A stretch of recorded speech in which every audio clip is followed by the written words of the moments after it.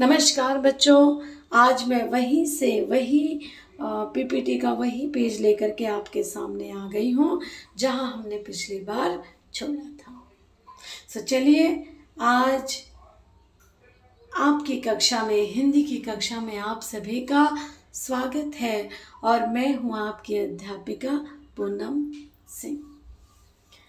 कल मैंने बच्चों एक प्रश्न दिया था लिखने के लिए कि आज किस तरीके का माहौल देश में बना हुआ है। उम्मीद करती हूँ कि आपने इस प्रश्न का उत्तर और शब्दार्थ लिख करके तैयार कर लिया होगा। चलिए आगे चलते हैं।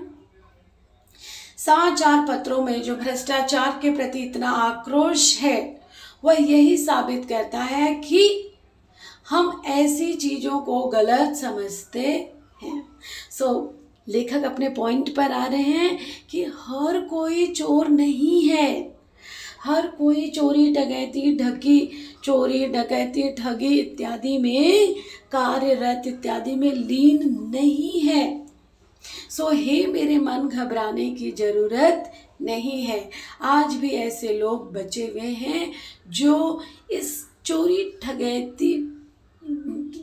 डकैती ठगी का विरोध करते हैं, उसके प्रति आक्रोश व्यक्त करते हैं। उनका आक्रोश का होना यह साबित करता है कि समाज में अभी भी अच्छे लोग बचे हुए हैं। इसलिए मेरे मन, घबराने की जरूरत नहीं है।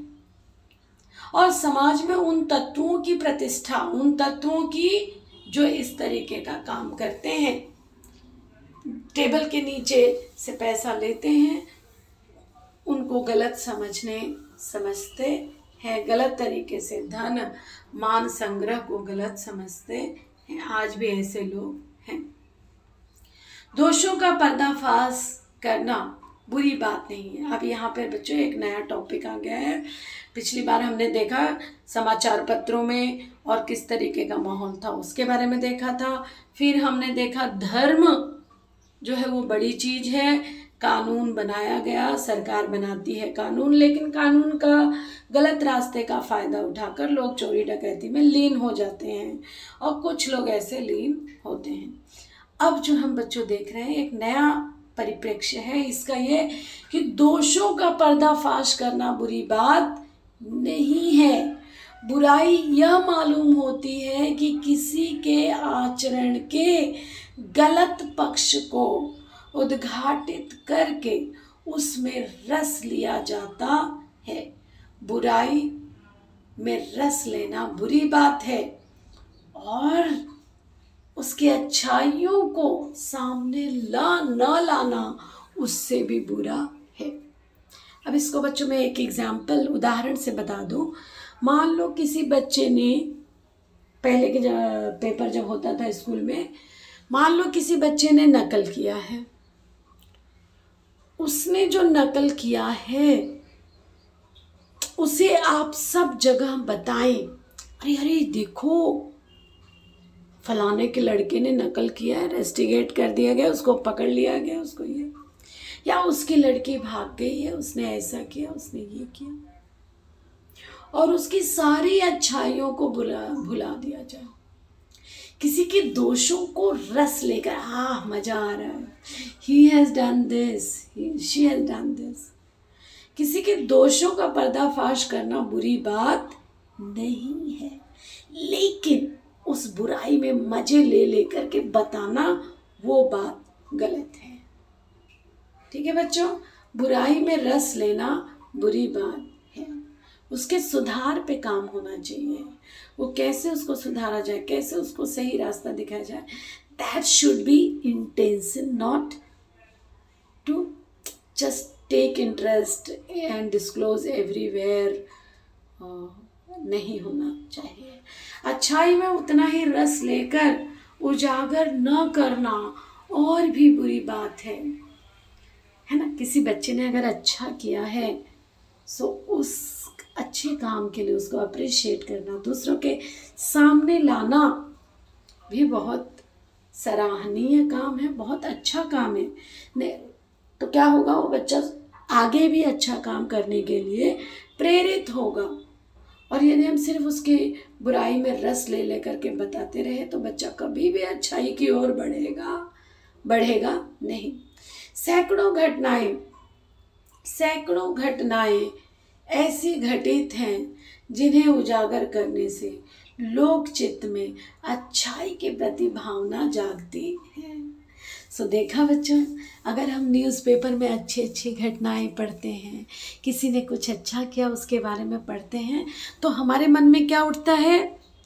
अरे हाँ, वेरी गुड, बहुत अच्छा काम है, हमें भी ऐसा करना चाहिए। तो कहते हैं कि अच्छाई को और अधिक सामने लेकर के आओ ताकि उससे और लोग भी प्रेरित हों और अच्छा काम करें।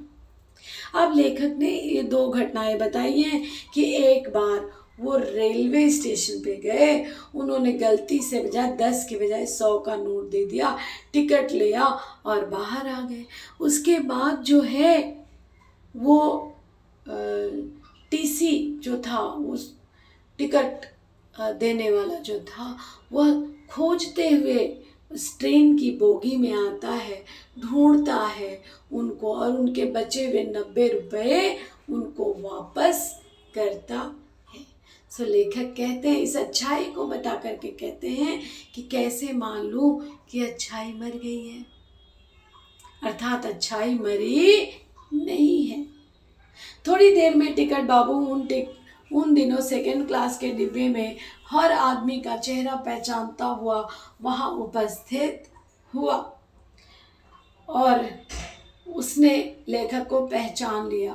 बड़ी विनम्रता के साथ 90 रुपये लौटाए और कहा, यह बहुत बड़ी गलती हो गई, आपने भी नहीं देखा, मैंने भी नहीं देखा।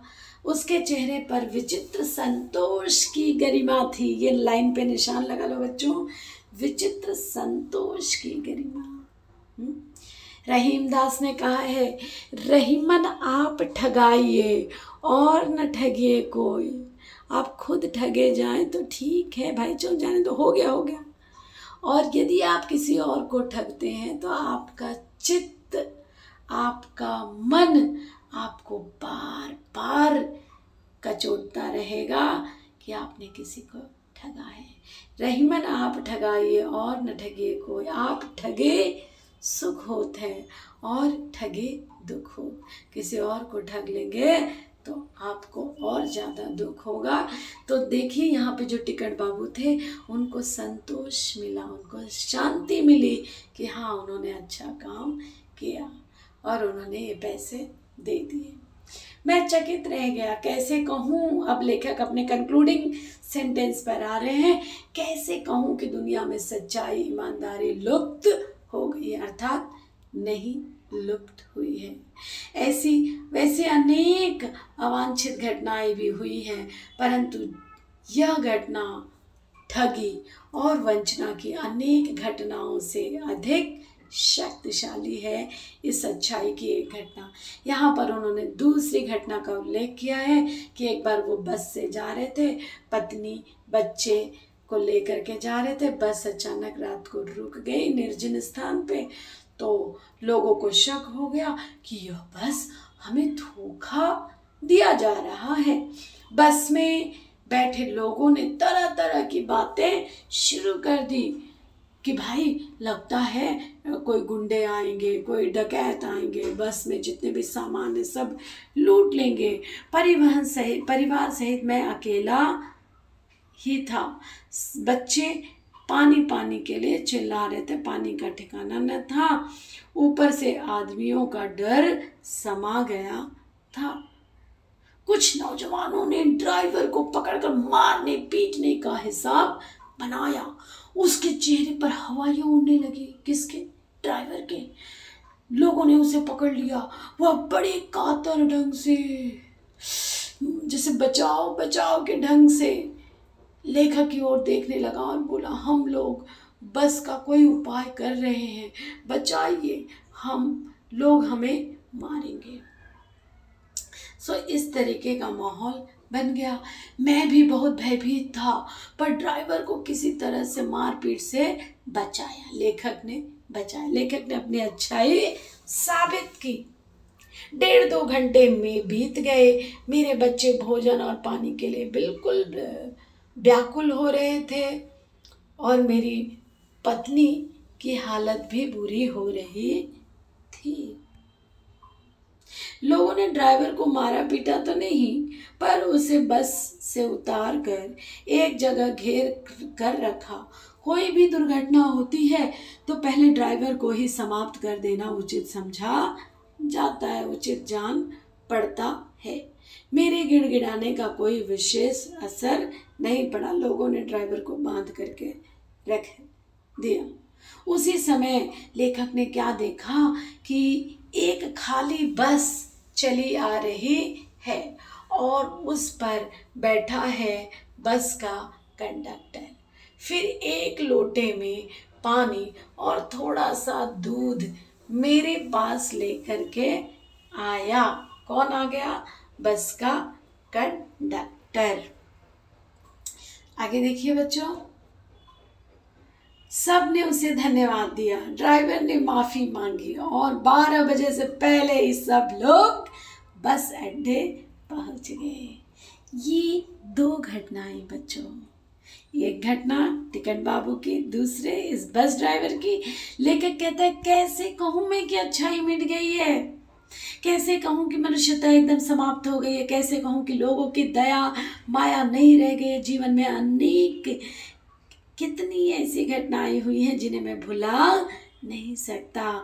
सो लेखक कहता है कि अभी भी सच्चाई, ईमानदारी, विश्वास, प्रेम, दया, धर्म हमारे समाज में बचा हुआ है।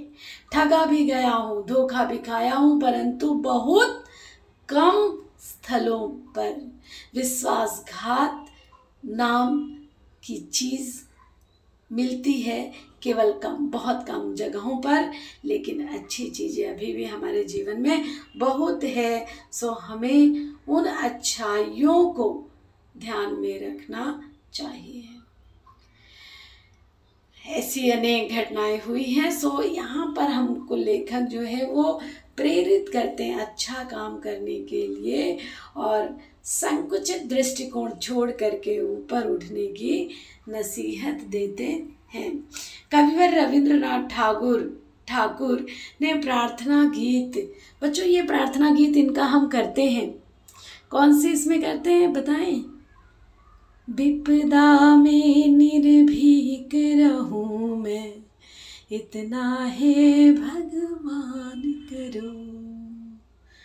कोई जब ना मदद को आए, मेरी हिम्मत टूट न जाए। जग जब धोखे पर धोखा दे और चोट पर चोट लगाए, अपने मन में हार न मानूं, ऐसा नाथ विधान करो। विपदा में निर्भीक रहूं, इतना है भगवान करो। सो इन्हीं प्रार्थना गीतों के साथ, गीत के साथ सकारात्मकता को बचाए रखते हुए बच्चों आज के इस कक्षा का मैं समापन करती हूँ। एक प्रश्न देती हूँ कि कौन सी 2 घटनाएं लेखक के मन में आशा, विश्वास, प्रेम को बनाए रखती हैं। कौन सी 2 घटनाओं के माध्यम से लेखक कहता है कि नहीं, निराश होने की ज़रूरत नहीं है। उम्मीद करती हूँ कि इस प्रश्न का उत्तर लिख करके आप तैयार रखेंगे। धन्यवाद बच्चों, आपका दिन मंगलमय हो।